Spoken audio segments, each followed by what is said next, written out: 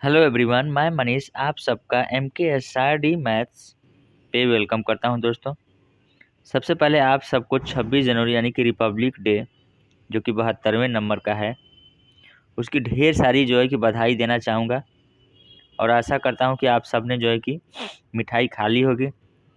ठीक है, और काफ़ी अच्छे से आज इस दिन को एंजॉय करिए आप सब। ठीक, उसके साथ ही साथ हम थोड़ा बहुत पढ़ भी लेते हैं, क्योंकि कल का जो 25 जैन का सेकेंड शिफ्ट यानी कि NTPC में जितने भी क्वेश्चन सेकेंड शिफ्ट के मैथ वाले थे वो सारे रह गए थे, तो उन क्वेश्चंस को हम कर लेते हैं। ठीक है, जो ज़्यादा इंपॉर्टेंट क्वेश्चन रहेगा उसको हम सॉल्व करा देंगे, जो काफ़ी इजी रहेगा उसको हम छोड़ देंगे। ठीक है दोस्तों, क्योंकि थोड़ा कम टाइम में ख़त्म हो जाए ये सेशन तो अच्छा ही रहेगा आज। ठीक है, तो चलिए हम चलते हैं आज के पहले क्वेश्चन के ऊपर। ठीक है, तो हमारे पास जो पहला क्वेश्चन है, पहले क्वेश्चन में कह रहा है कि एक कार 90 किलोमीटर प्रति घंटा की दर से चल रही है, तो 15 मिनट में कितना दूरी चलेगी। अच्छा, 90 किलोमीटर प्रति घंटा का क्या मतलब होता है, यानी कि 60 मिनट। 60 मिनट में कितनी जा रही है कार, 90 किलोमीटर जा रही है। हमें क्या चाहिए, 15 मिनट चाहिए यहाँ पे, तो यानी कि 4 से भागा कर दीजिए। यहाँ पे 15 मिनट हो गया और यहाँ से 4 से भागा करेंगे तो कितना आ जाएगा, 22.5। और 22.5 किलोमीटर ही है इस सवाल का सही आंसर। ठीक है, तो सिंपल सा एक क्वेश्चन था, पहला हमने करा दिया। इसका जैसे क्या निकालना है, मीन निकालना है, और हमको लग रहा है कि मॉड निकालना था, एक्चुअली हमने मीन लिख दिया। ठीक है, तो मॉड के लिए हम क्या करेंगे, देखते हैं कि सबसे ज़्यादा बार कौन नंबर आया था। देखिए यहाँ पे 3 जो है कि अगर हम देखें 1 2 और 3, यानी कि 3 बार आया है, तो मॉड कितना हो गया, 3 हो गया। और मीडियन हम कैसे निकालते हैं, अच्छा मीन कैसे निकालते हैं, पहले तो इस सबको जोड़ के टोटल नंबर ऑफ टर्म से डिवाइड कर देते हैं। ठीक है, अब मीडियन के लिए क्या करते हैं, इसको हम सबसे पहले असेंडिंग आर्डर में लिखते हैं। देखिए असेंडिंग आर्डर में हम लिख लेते हैं 2 2, फिर 3 है 3 बार, फिर उसके बाद 4 है नहीं, 6 है, फिर 7 है, और फिर 9 है। ठीक, और उसके बाद देखेंगे टोटल नंबर ऑफ टर्म किसके हैं, 1 2 3 4 5 6 7 8 9 10 है। 10 है, इसका मतलब हम पाँचवा और छठवां टर्म पकड़ेंगे। ठीक है, पाँचवा और छठवां, ये 3 और 6 और इसी का आधा कर देंगे। 9 का आधा कितना हो जाएगा, 4.5, और 4.5 ही है इस सवाल का सही आंसर। ठीक है, तो होप आप समझ गए होंगे, थोड़ा सा हौच पौच हो गया है लेकिन फिर भी सही है। ठीक, चलिए हम चलते हैं नेक्स्ट क्वेश्चन के ऊपर। देखिए जो अगला क्वेश्चन है उसमें बोल रहा है कि फ्रैक्शन है 1/2, 3/4, 4/3, 4/5, 5/6 का HCF चाहिए। तो फ्रैक्शन का जब हम HCF निकालते हैं, जैसे ये फ्रैक्शन है x/y, जो भी दो टर्म है, तो ऊपर वाले टर्म का हम क्या लेते हैं, HCF लेते हैं। HCF निकालना है तो ऊपर वाले टर्म का HCF और नीचे वाले टर्म का क्या लेंगे, LCM। ठीक, तो देखिए यहाँ पे 1 3 4 4 5, इनका क्या होगा, HCF इनका कितना हो जाएगा, 1 हो जाएगा। ठीक है, कुछ भी कॉमन नहीं दिख रहा है। और यहाँ पे देखिए मतलब ये जो है कि भाग अगर करके हम देखें तो 1 आएगा HCF। ठीक, और यहाँ पे 2 4 3 5 6, ठीक है, 2 4 3 5 6 की क्या हो जाएगा, सबसे बड़ा वाला नंबर लीजिए, 6 लीजिए, और 6 का ही टेबल पढ़िए। ठीक है, 36 नहीं, 48, 60, 60 देखिए सबसे कट जा रहा है तो 60 ही हो गया। यहाँ पे रुकिए, थोड़ा सा हम इरेज कर लेते हैं, और ये 60 हो गया इसका HCF, आई मीन 1/60 टोटल निकल के आ गया HCF इसका, और यही है सवाल का सही आंसर। ठीक है, ऊपर वाले टर्म का हमें HCF लेना है और नीचे वाले टर्म का क्या लेना है, LCM लेना है, और आंसर निकल के आ जाए। चलिए हम चलते हैं नेक्स्ट क्वेश्चन के ऊपर।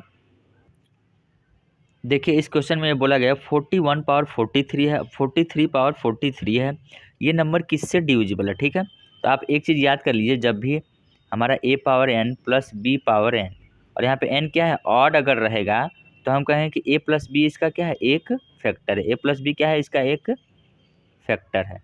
ठीक, और जब अगर a power n minus b power n रहेगा तो हम क्या कहेंगे, a माइनस बी इसका क्या है, एक फैक्टर है अगर ऑड है तो। और अगर a power n minus b power n, n क्या है, इवन अगर आ गया, इवन अगर आ गया, ये इवन है, तो हम इसके दो फैक्टर लिखेंगे, a प्लस बी और a माइनस बी, ये तीनों रूल हो गया। ठीक है, क्या पता कल को इस पे आ गया या फिर इस पे आ गया, तो आप तीनों कर ले जाएं। ठीक है, तो इसमें देख लीजिए यहाँ पे क्या है, 41 पावर ये ऑड नंबर है, 43 पावर ऑड नंबर, यानी कि इन दोनों का सम ही फैक्टर होगा। यानी कि सम कर लीजिए, 41 और 43 का सम, 41 और 43 का सम 84 हो गया। 84 यानी कि 12 × 7, जो भी ऑप्शन में दिया, अगर 7 दिया है तो 7 से, नहीं तो 84 दिया है तो 84 टिक कर लीजिए, वही सवाल का आंसर हो जाएगा। ठीक है, अब जैसे ये सिंप्लीफिकेशन का है 1/5, और 5/3 है 3/25, तो ब्रैकेट को सबसे पहले हम सॉल्व करेंगे। 5 से 5 कट गया, 3 से 3 कट गया, तो 1/5 डिवाइडेड बाई 1/5, एक आ गया सवाल का सही आंसर। ठीक है, तो आप इस तरह से इन दोनों सवालों को कर सकते हैं। चलिए हम चलेंगे अगले सवाल के ऊपर, और इसको आप ध्यान से समझ लीजिएगा। ठीक है, देखिए इस क्वेश्चन में कह रहा है कि किसी वस्तु को 1500 में जब बेचा जाता है तो 20% की हानि होती है, तो 20% का प्रॉफिट करने के लिए क्या एसपी होनी चाहिए उसकी, यानी सेलिंग प्राइस क्या होनी चाहिए। अच्छा, 20% की हानि होनी चाहिए, यानी कि ये 80% की वैल्यू है।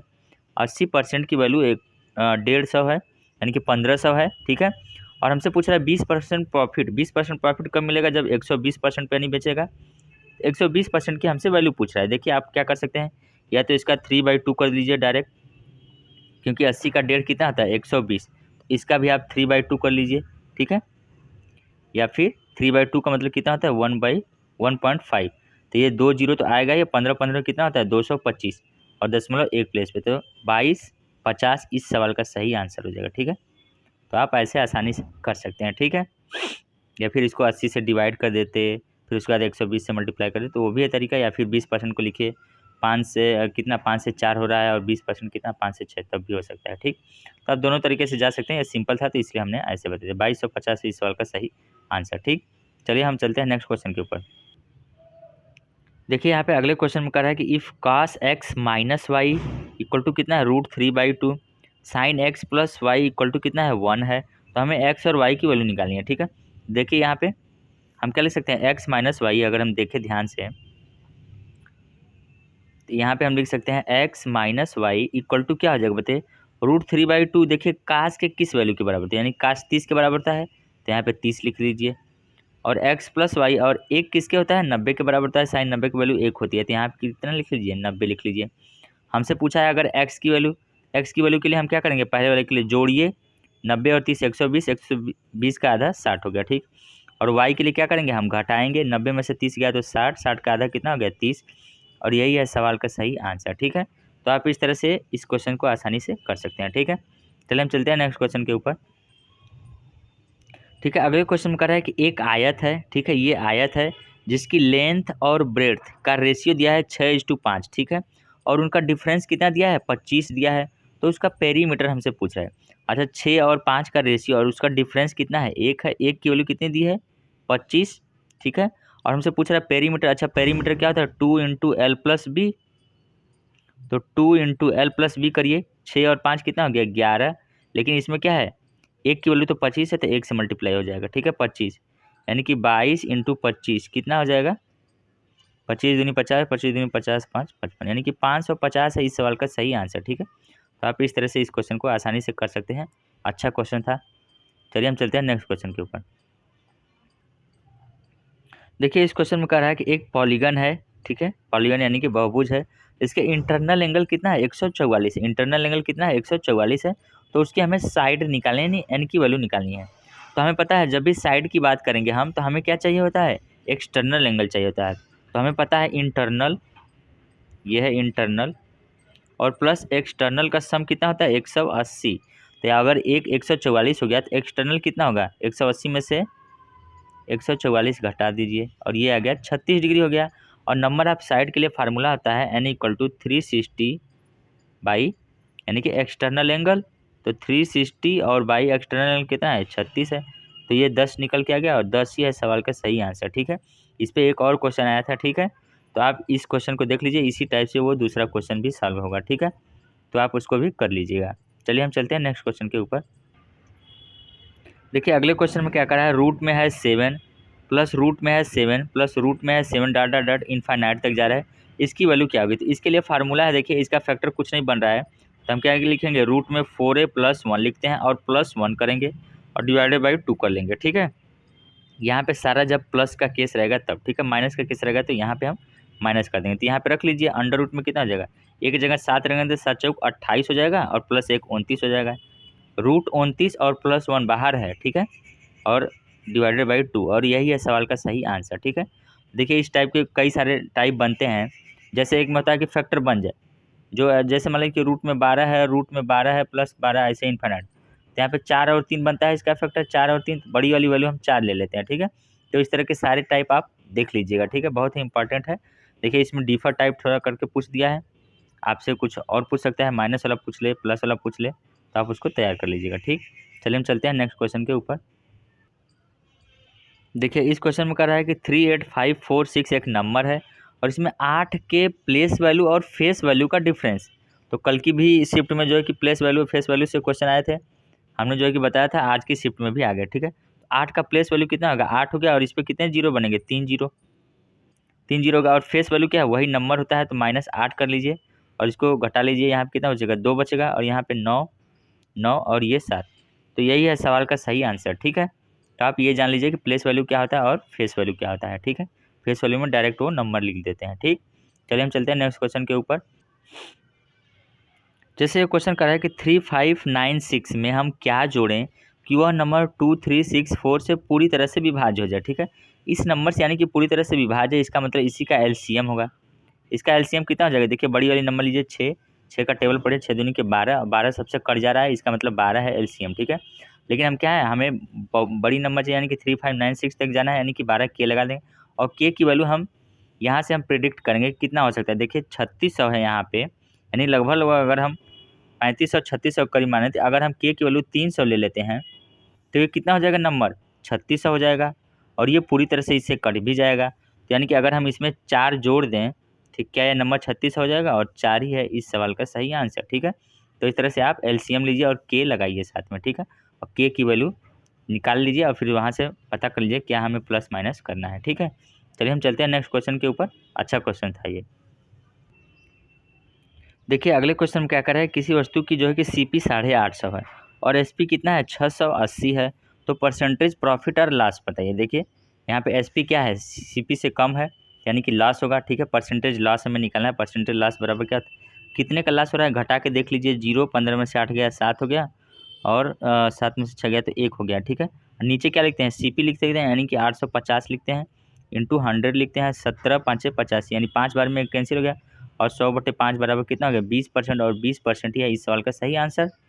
ठीक है, अगले क्वेश्चन में करें कि 24 मैन किसी काम को 5 दिन में करते हैं, तो कितने आदमी उसी काम को 6 दिन में करेंगे। देखिए 6 से कट गया 4 बार में, यानी कि कितने आदमी, 5 चौक के 20 आदमी। ठीक है, और ये भी अगर क्वेश्चन में पूछा था कि कितना कम कर दें आदमी ताकि वो 6 दिन में करें। ठीक है, यानी कि 24 से हमने 20 कर दिया, यानी कि 4 तब कम करेंगे, अगर ऐसे पूछेगा क्वेश्चन में तो। ठीक है, तो समझ गए होंगे। चलिए हम चलते हैं नेक्स्ट क्वेश्चन के ऊपर।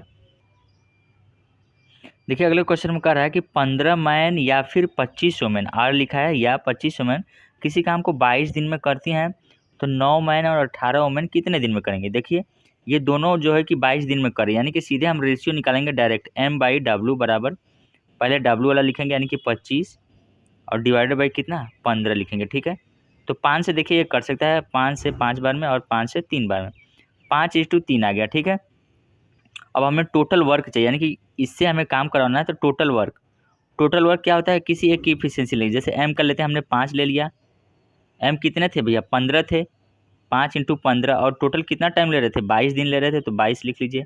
डिवाइडेड बाई हमें क्या करना होता है, देखिए 9 मैन, 9 मैन यहाँ पे देख लीजिए, हम ब्लू पेन से लिख रहे हैं, यहाँ पे 5 है, एक की इफिशियंसी 9 आ जाएंगे तो 45 हो जाएगा। ठीक है, और यहाँ पे 18 वुमेन बोल रहा है, 18 वुमेन, 18 से 18 तियाँ 54 हो जाएगा, और इन दोनों को हम जोड़ेंगे तो 5 4 9, और 99 यहाँ पे यानी कि नीचे आएगा 99। ठीक है, तो 11 से कट गया, 11 दूनी के 22, 11 9 99, 3 से काट लेंगे, 3 5 15, 3 3 के 9, तो ये कितना आ जाएगा, 5 5 25 हो गया, 25 दूनी 50/3, यानी कि 50/3 निकल के आ गया, जो भी है 16 3 48, हाँ 2/3, यानी कि 16 होल 2/3 इस सवाल का सही आंसर है। ठीक है, तो इफिशियंसी हम डायरेक्ट रेशियो निकाल के और फिर इसके नीचे डिवाइड करते हैं टोटल वर्क के नीचे। ठीक है, तो होप आप समझ गए होंगे, अगर ये क्वेश्चन नहीं समझ में आया तो फिर से आप रिवाइज करके देख लीजिएगा। ठीक है, चलिए चलते हैं हम नेक्स्ट क्वेश्चन के ऊपर। चलिए जो अगला क्वेश्चन है उसमें बोल रहा है कि 1 + tan थीटा इक्वल टू कितना है, √3 है, तो √3 cot थीटा -1 की वैल्यू निकालनी है। ठीक है दोस्तों, चलिए अगर ये सेशन ज़्यादा से ज़्यादा आपको पसंद आया, ठीक है, तो इसे ज़्यादा से ज़्यादा लाइक शेयर एंड सब्सक्राइब भी करिएगा दोस्तों। इस क्वेश्चन में देखिए, या तो हम थीटा की डायरेक्ट वैल्यू कोई पुट करें, तो हम देखेंगे 60 30 90 किसी पे आ नहीं रहे, यानी कि थीटा को सॉल्व करना पड़ेगा, एक्चुअल में कोई वैल्यू ऐसी है नहीं। ठीक है, tan थीटा इक्वल टू कितना आ जाएगा, √3 -1, हमें क्या चाहिए यहाँ पे cot थीटा चाहिए, तो हम लिख सकते हैं यहाँ पे cot थीटा बराबर क्या हो जाएगा, 1/√3 -1 हो जाएगा पहले तो, और इसका हमें क्या करना पड़ेगा, रेशनलाइजेशन करना पड़ेगा, यानी कि परिमेयीकरण करना पड़ेगा। तो ये देखिए ऊपर तो सेम आ जाएगा √3 + 1, नीचे a + b है -b, यानी कि √3 का स्क्वायर 3, 3 में से 1 गया तो कितना आ गया, 2 आ गया। ये आ गई cot थीटा की वैल्यू। क्या हम इसकी वैल्यू निकाल सकते हैं, √3 cot थीटा बराबर रख दीजिए √3 + 1/2, और ये -1 हो जाएगा। ठीक है, तो इसको सॉल्व कर लीजिए, ब्लू वाले पेन से देख लीजिए, हम कर देते हैं थोड़ा सा। अंदर मल्टीप्लाई 3 + √3 और इसका इसमें तो -2 और /2, 3 में से 2 गया तो 1 हो जाएगा, यानी कि √3 + 1/2। यही है सवाल का सही आंसर, यानी कि सेम सेम वैल्यू आ गई। ठीक है, सही है ना, 3 + √3 -1, ठीक है, तो ये 3 में से 2 गया तो 1 हो जाएगा √3। ठीक है, तो यही सेम वैल्यू है, तो सवाल कहने का तरीका भी बदल गया है थोड़ा सा। चलिए हम चलते हैं अपने नेक्स्ट क्वेश्चन के ऊपर। देखिए इस क्वेश्चन में क्या करा है, AQ + BQ अपन में a² - AB + B²। देखिए इसका फार्मूला क्या होता है, एक ब्रैकेट में तो होता है a + b, और दूसरे ब्रैकेट में a² + B² - AB होता है, और नीचे भी वही सेम चीज़ लिखा है, a² + B² - AB। ठीक है, तो ये कट गया, तो यानी कि a + b आ गया इस सवाल का सही आंसर। ठीक है, अगले क्वेश्चन में कह रहा है साइन a - cos a बराबर क्या है, 0 है। तो a का कौन सा वैल्यू होता है जिसके लिए अंतर 0 हो जाए, यानी कि a बराबर हम कितना लिखेंगे, 45 डिग्री होता है। ठीक है, 45 रख दीजिए। साइन 45 की वैल्यू 1/√2, cos 45 की वैल्यू 1/√2, 2/√2 आ गया, ये इक्वल है। ठीक है, 2/√2 बराबर किसके हो जाएगा, √2 के हो जाएगा, और √2 ही है इस सवाल का सही आंसर। ठीक है, इस सवाल में कुछ नहीं था, बस हमने दिखाने के लिए ले लिया कि ये भी सवाल आया था। ठीक है, चलिए चलते हैं अगले क्वेश्चन के ऊपर। देखिए अगले क्वेश्चन में क्या पूछ रहा है हमसे कि एरिया ऑफ इक्विलेटरल ट्रायंगल और एरिया ऑफ ए स्क्वायर, यानी कि एक समबाहु त्रिभुज और ये वर्ग के क्षेत्रफल का अनुपात बताना जब दोनों की साइड क्या है, सेम है, यानी कि दोनों की साइड क्या है, अगर हम मान लेते हैं कि ए है, दोनों की साइड सेम है, तो ए इक्विलेटरल ट्रायंगल के लिए क्या होता है, √3/4 इंटू a² होता है, और डिवाइडेड बाय हमें किससे करना है, स्क्वायर से। स्क्वायर का एरिया क्या होता है, a² होता है, तो a² कट गया, यानी कि √3/4, और यही है सवाल का सही आंसर। ठीक है, नेक्स्ट क्वेश्चन में क्या करा है, x/4 + x³ - x² + x को x-1 से डिवाइड करें तो रिमाइंडर हमसे क्या हो, रिमाइंडर क्या होगा, तो x-1 से डिवाइड करने का मतलब क्या होता है, x बराबर हम 1 रख देंगे और जो आएगा वही रिमाइंडर होगा, तो x बराबर 1 रख दीजिए, तो 1 + 1 का क्यूब 1 होता है, यहाँ पे -1 हो जाएगा, यहाँ पे +1, यहाँ पे +1, तो 1 - 1 कैंसिल हो गया, यहाँ पे कितना आ गया, 1 2 3, 3 ही है इस सवाल का सही आंसर। ठीक है, तो ये दोनों सवाल काफ़ी ईजी थे, लेकिन जानना ज़रूरी है, इस टाइप के सवाल आ रहे हैं पेपर में। ठीक है, चलिए हम चलते हैं नेक्स्ट क्वेश्चन के ऊपर। तो गाइस आज के सेशन का लास्ट क्वेश्चन हमारा ये है कि 37,000 रुपया पूरा धन है। ठीक है, उसमें से कुछ पार्ट 4% की दर से, कुछ पार्ट 5% की दर से, और कुछ पार्ट 6% की दर से उधार दिया जाता है। ठीक है, तीनों के लिए टाइम सेम है और समान इंटरेस्ट भी मिलता है। समान क्या मिलता है, इंटरेस्ट भी मिलता है। तो उनको P1 P2 और P3 अगर है तो P1 की हमें वैल्यू निकालनी है। ठीक है, P1 को कितना पैसा मिला था, जब भी देखिए इंटरेस्ट समान मिले तो हम क्या निकालते हैं, P1 P2 और P3 का रेशियो क्या हो जाता है, 1/, करके हो जाता है, यानी कि 4 रेशियो 1/5 रेशियो 1/6। ठीक है, अब इसका ले लीजिए, इसका एलसीएम कितना हो जाएगा, 6 का टेबल पढ़ते हैं तो 6 5 30, 30 नहीं कटने वाला, 30 दूनी 60, 60 कट जाएगा, तो यानी 60 से सब में गुणा कर लीजिए। ठीक, इंटू यहाँ पे 60 हो गया ऊपर, तो कितना हो जाएगा, 60 से पहले वाले में तो 15, दूसरे वाले में होगा तो 12, और तीसरे वाले में होगा तो 10, यानी कि ये टोटल देखिए कितना अमाउंट हो रहा है, टोटल अमाउंट हो रहा है 37, 15 12 10 37 हो गया, और 37 की वैल्यू कितनी है, 37,000 है। एक की वैल्यू कितनी हो गई, 1,000 हो गई, 1,000 हो गई कि नहीं। तो P1 की वैल्यू बता सकते हैं, P1 15 है, तो यानी कि P1 कितना है, 15,000 है, और यही सवाल का सही आंसर है। ठीक है, तो होप आप ये सारा सेशन जो है कि सारे क्वेश्चन को समझ गए होंगे। ठीक है दोस्तों, चलिए दोस्तों, तो आज के लिए हम इस सेशन में इतना ही करेंगे। आप इन क्वेश्चन को, सारे क्वेश्चन को यानी कि रिवाइज ज़रूर से करके जाइएगा, और आपके NTPC एग्ज़ाम के लिए काफ़ी ये बेनिफिशियल रहेगा। ठीक है दोस्तों, तो और एक बार फिर से आप सबको 26 जनवरी की ढेर सारी बधाई। और झंडा कहीं भी जो है कि अगर गिरा हुआ मिल जाए गलती से तो उसे ज़रूर उठाइएगा। ठीक है दोस्तों, thank you so much guys, thank you.